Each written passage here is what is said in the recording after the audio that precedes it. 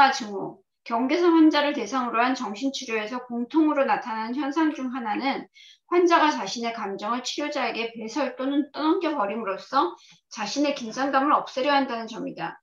이를 배설적 전이라고 칭했다.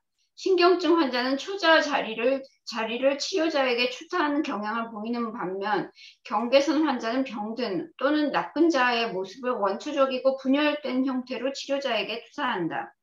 다시 말해 부분적 자기표상 및 대상표상을 치료자에게 떠넘겨지면 그 결과 치료자는 2차원적인 극단성을 나타내는 환자의 모습에 동일시해야 한다는 무의식적 압박을 받게 된다. 이때 치료자는 극단적이고 부정적인 격정을 누그러뜨릴 수 있는 좋은 또는 다정한 느낌은 전혀 느끼지 못한 채 전적으로 나쁜 혹은 엄청난 증오로 가득 찬 감정만을 느낄 수도 있다. 이렇게 부분 대상이 되는 경험을 하게 될 경우 치료자는 흔히 어떤 알 수 없는 힘이 내부에서부터 자신을 잠식해온다는 느낌, 나답지 않은 행동을 한다는 느낌을 받게 된다. 볼카는 이를 환자가 외연화하고 투사하는 원시적이고도 매우 부정적인 정서에 질식당하는 느낌이라고 표현하기도 했다. 경계선 인격장애 환자로부터 화장실 같은 존재로 이용당하면 어떤 사람이든 분노와 증오, 원망 같은 감정이 드는 것을 피하기 어렵다.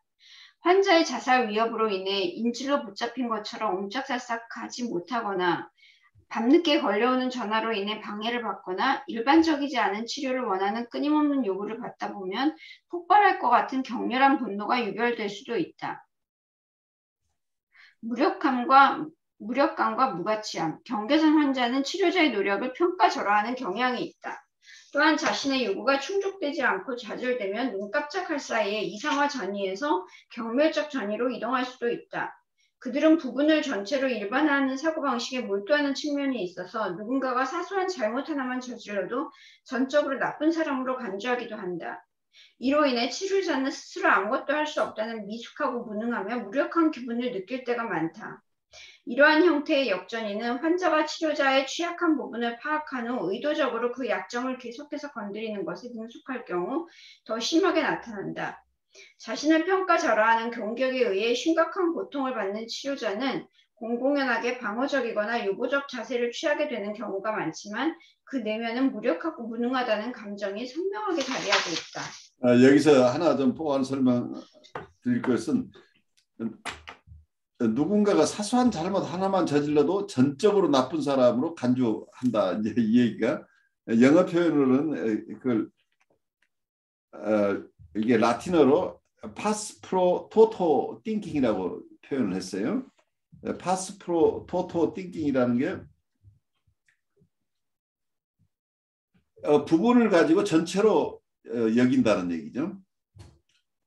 그러니까 한 부분을 가지고 전체라고 인정해버리는. 그러니까 뭔가 누가 실수 하나만 하면 이건 당신은 전적으로 모든 인격 전체가 형편없는 거라고 나쁜 사람을 만들어낸다는 얘기예요. 그러니까 여기에서는 이 설명들은 어쩌면 대상관계 이론 쪽에서 본다면 전부 PS 포지션 얘기예요. 패러노이드 스키조이드 포지션, 현재 분열적 자리에 있는 상황을 지금 여기서 얘기하고, 이게 디프레시브 포지션으로 가게 되면 whole object라고 전체 대상과의 관계를 맺게 되고, 자기 스스로도 whole self가 되고 대상도 whole object가 될 수 있는데, 여기 보통 여기서 얘기하고 있는 경계선 환자들이 보이는 부분은 이건 통합된 대상 관계가 아니고 부분 대상과 부분 셀프하고 관계가 계속 일어나는 이런 모습이에요. 그러다 보니까 안정된 어떤 전이 관계가 일어나는 게 아니고 오늘은 좋았다, 내일은 나빴다. 그래서 평가절하와 이상화가 계속 뒤범벅이 되어 있는 이런 상황에서 항상 안전하지가 않은 거죠. 칭찬을 해도 불안하고 칭찬 안 하면 또 공격하고 있고 이제 이런 상황이니까. 그래서 제일 문제가 특징적인 게 all good과 all bad라는 얘기, 항상 대상 관계. 그러니까 이분들의 대상 관계는 안전하게 계속 만나는 대상이 거의 없다는 얘기예요. 누구하고 좋으면 그 사람 전적으로 좋다고 하다가 어느 순간에 티끌 하나라도 뭐가 잘못된 게 있으면 올굿에서 올배드 아비트로 변해버리니까 다시는 만나서는 안 될 사람이 되어버리는 거죠. 근데 어느 누구도 올굿이거나 올배드가 아니기 때문에 이 사람들의 삶은 그냥 판타지 속에 사는 거죠. 어쩌면 리얼한 인간관계가 일어나지가 않는다는 얘기죠. 실제 대상은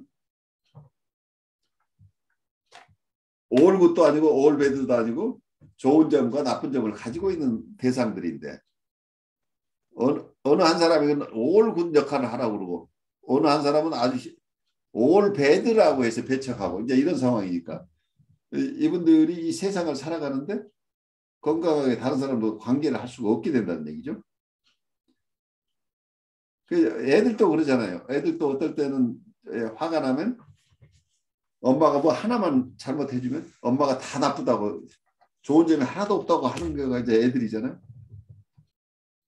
올 굿과 올 배드라는 현상은 어떤 면에서는 굉장히 중요한 어떤 임상적인 경험을 그렇게 표현하고 있다고 보여요. 대부분 이렇게 심각한 보드라인 레벨에 있는 사람들은 사람들을 좋은 편과 나쁜 편으로 구별한다는 얘기죠. 그래서 좋은 점과 나쁜 점을 가지고 있는 현실 대상을 볼 능력이 없다는 거죠. 그러니까 계속적인 관계를 하기 어려운 거죠. 불안과 공포, 치료 과정에서 어떤 일이 벌어지던 간에 경계성 환자는 거의 항상 치료자를 불안하게 만든다. 이 불안에는 다양하고 많은 근원이 있다. 가장 원시적인 차원을 살펴보면 경계성 환자가 경계를 혼동할 경우 치료자는 환자가 자신을 집어삼키거나 없애버릴 거라는 불안과 관련된 원시적인 공포를 느낄 수 있다. 정신병적 전이가 있을 경우에는 환자가 자신을 갖고 있는 감정을 치료자의 마음속에 있는 감정으로 오인할 수도 있는데 이러한 상황이 발생하는 결합 또는 융합의 느낌이 치료자를 극도로 불안하게 만들 수도 있다. 환자가 자살할지도 모른다는 불안은 대부분의 치료 과정에 늘 존재하며 경계선 환자가 유발한 죄책감과 책임감으로 인해 자살에 대한 우려는 다른 환자를 치료할 때보다 증폭된다. 앞서 언급했듯이 뭔가를 잘못 말하기라도 하면 환자가 폭발하거나 무너져버리거나 갑자기 상담실을 박차고 나갈지도 모른다는 걱정은 역전이 불안을 낳을 수도 있다. 마지막으로 치료자 사이에서 흔하게 발견되며 치료 과정 전반을 지배하는 가장 중요한 불안은 치료자가 자신의 임상 능력이 부족했다거나 노력을 다하지 못했다고 느끼는 감정이다. 이 저자는 어떤 면에서 조금 이런 걸 나열하긴 하는데 시스테매틱하게 조금 이게 주관적인 역전이 객관적인 역전을 좀 구별해서 이렇게 잘 설명하지 않고 이게 뒤섞여 있어요. 그러니까 조금 이제 가면서 잘 봐야 되는데 이분은 그냥 나열식으로 이렇게 하고 있지 조금 시스테매틱하게 뭘 파악하는 능력은 좀 약한 것 같아요. 여러분 안녕하십니까? 저는 신현근 정신분석학 박사입니다. 저는 뉴욕에 있는 혁신 라이프 코칭 연수원의 창설자이며 운영자입니다. 그리고 한국에 있는 한국임상정신분석연구소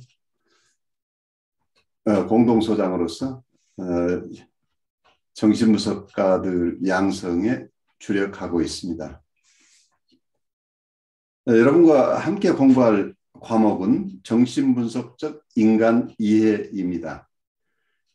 이 과목에서는 정신분석학의 정의와 두 가지 기본 가설, 즉 무의식에 대한 인식과 그리고 심리적 결정론에 대해서 여러분과 함께 나누고 인간을 이해함에 있어서 가장 중요한 우리의 욕동 혹은 본능에 대한 이론 그리고 우리의 마음의 구조에 대한 이야기들을 하게 될 것입니다.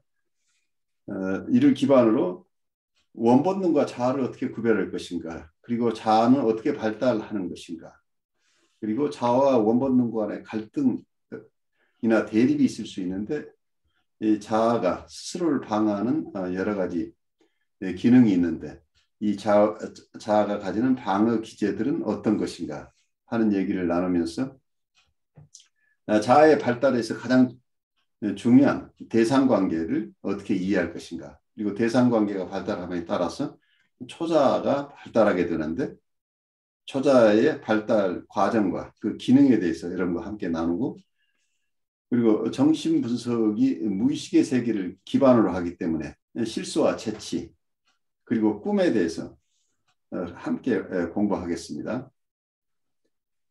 그리고 정신분석학이 심리학 전체를 다루는 일반 심리학이긴 하지만 연원적으로 정신병리 측면에서 발달되어 왔습니다. 그래서 정신병리론에 대해서 우리가 공부하고 정신적 갈등이 정신병리에 영향을 미치긴 하지만 또한 정상적인 발달 과정에서도 정신적 갈등은 큰 영향을 미치기 때문에 이 정상적인 정신 기능과 정신적 갈등에 대해서 알아보고 그리고 우리가 태어날 때 이거나 혹은 셀프라고 하는 자아나 자기를 가지고 태어났는지에 대한 논쟁에 대해서 여러분과 알아보도록 하겠습니다.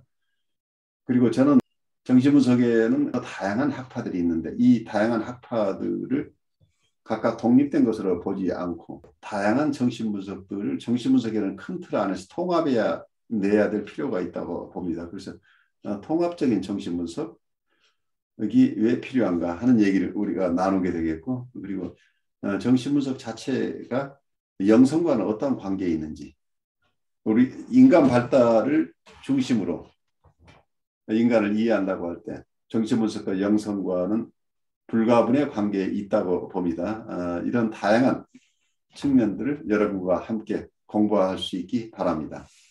여러분 감사합니다.